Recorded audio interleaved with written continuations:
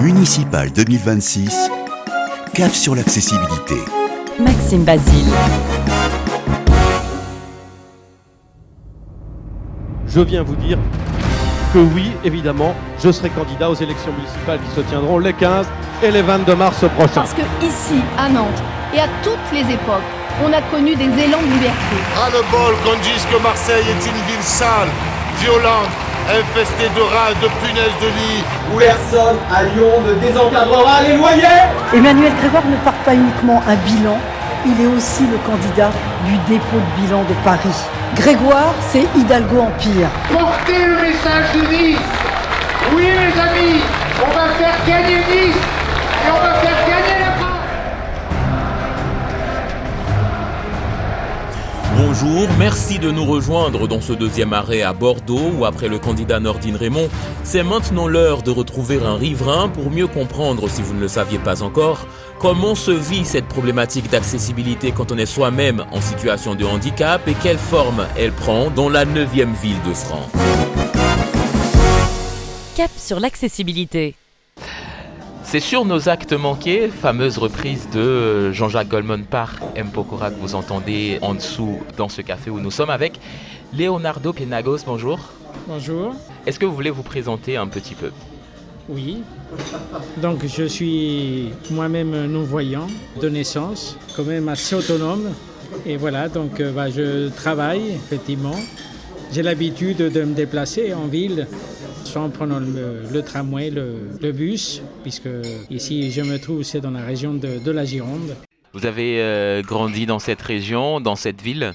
Oui, si, ça fait déjà 30 ans que je réside, mais j'avais déjà connu Lyon, où j'ai vécu 6 ans, et 10 ans à Paris. À Paris, oui, je prenais également le métro. Eh bien, justement, cette expérience, on va dire, cette expérience de globe-trotter, si on veut, vous donne peut-être la possibilité de comparer le niveau d'accessibilité de ces trois villes, Lyon, Bordeaux, Paris. Lyon et Paris arriveraient en tête pour leur accessibilité, aussi bien dans le métro que dans les bus, le RER également, ainsi que dans le tramway.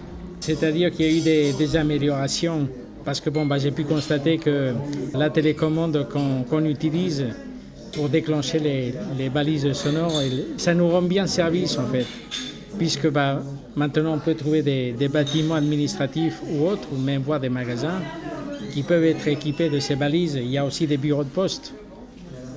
Ici à Bordeaux, il y en a un. J'ai aussi pu constater à Lyon que les bus se parlent. On peut déclencher la balise sonore pour connaître le numéro du bus et la destination. Alors qu'ici, ça ne marche pas. C'est-à-dire, si ça marche, mais une fois qu'il a démarré, donc il n'y a pas trop intérêt avec un bus à connaître le numéro du bus une fois qu'il a démarré, alors si ce n'est pas le bon. Encore heureusement qu'on peut poser la question au chauffeur. Et le problème ici à Bordeaux, c'est que contrairement à Paris et toujours contrairement à Lyon, c'est que pour les stations les plus anciennes, comme celle qu'on a ici, pas loin d'ici, c'est la station Nouvelle-Aquitaine, musée d'Aquitaine, pardon. Elle fait partie des premières qui ont été construites en 2004. Donc il n'y a aucune balise sonore, c'est-à-dire que celui qui ne connaît pas très bien le quartier, il arrive, et s'il a besoin de connaître, de savoir quelle ligne c'est et quelle destination, il n'y a aucune information puisque ça ne parle pas. Et tout ça, c'est pour dire que les stations des lignes les plus récentes, celles-ci, elles parlent. Mais parfois, ça peut manquer d'informations. C'est-à-dire qu'on peut avoir comme annonce le numéro de la ligne et la destination, mais on n'a pas du tout le nom de l'arrêt où on se trouve. Et ça, c'est un peu dommage.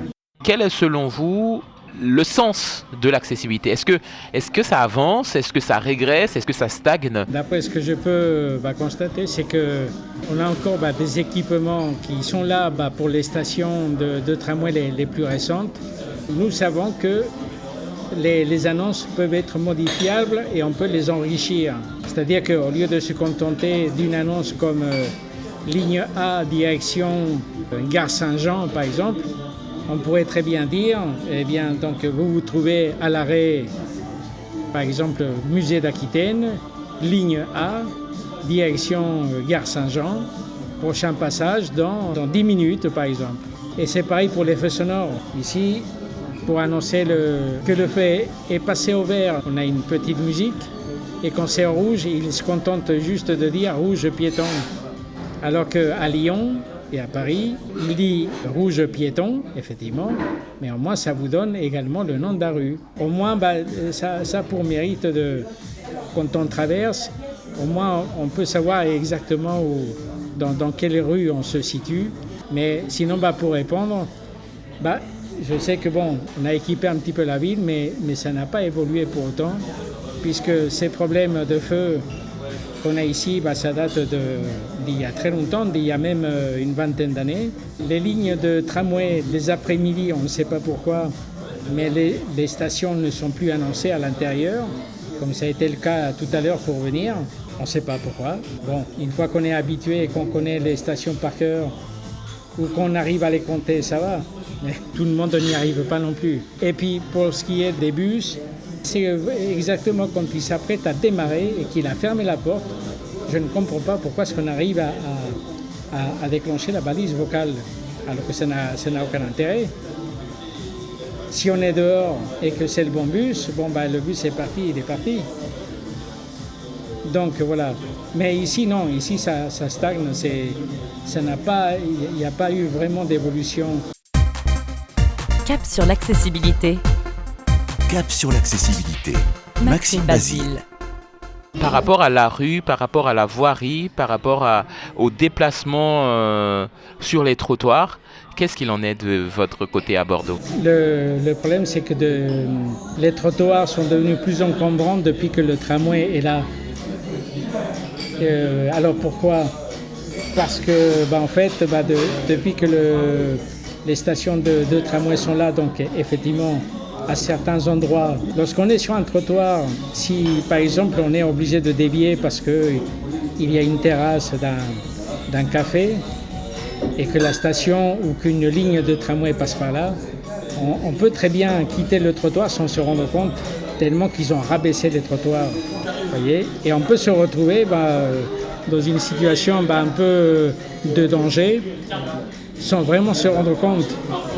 Mais ça justement, ici, c'est pas... Ici, place Péberlan, là c'est le cas.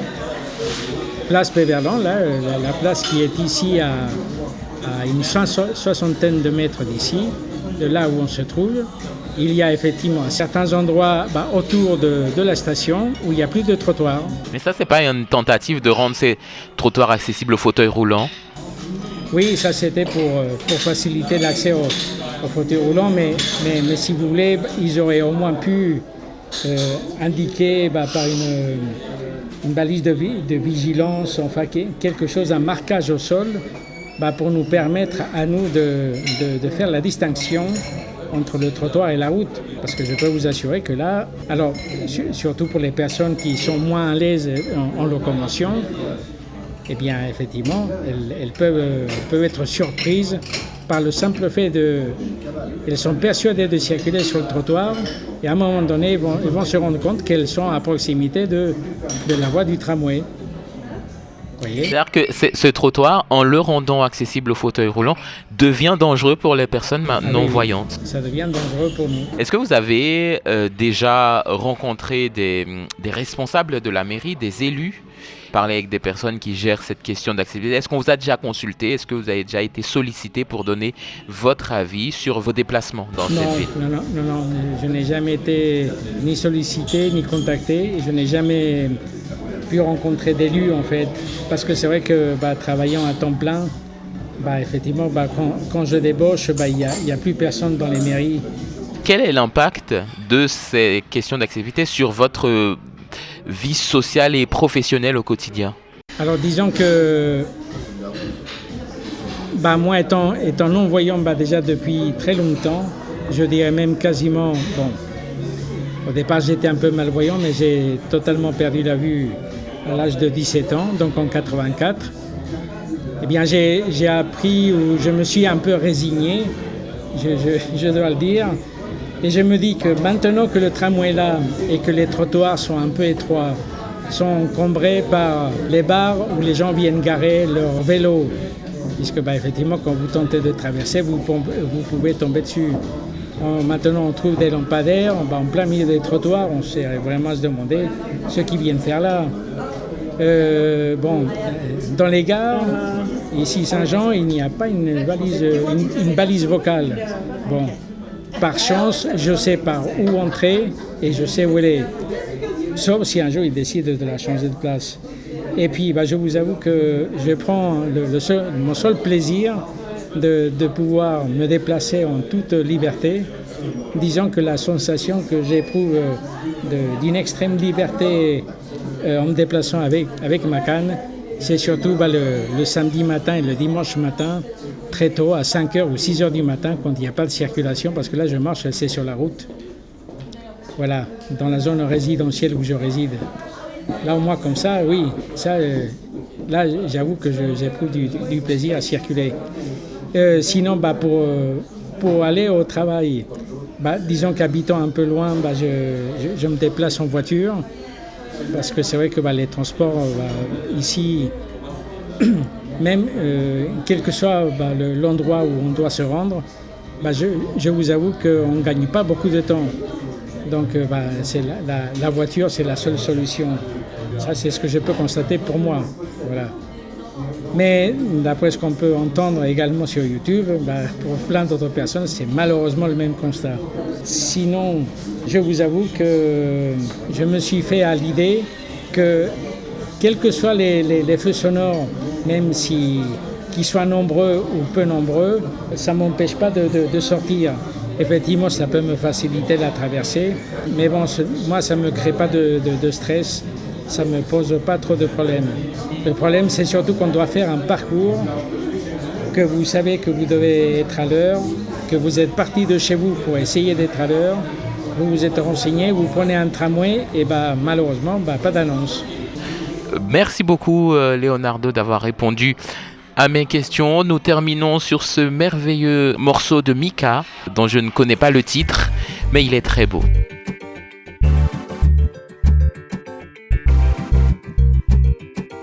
Et merci à vous de nous avoir suivis. Je vous donne rendez-vous au prochain épisode avec l'équipe de campagne du maire sortant. Retrouvez ce podcast sur toutes les plateformes et abonnez-vous pour ne rien y manquer.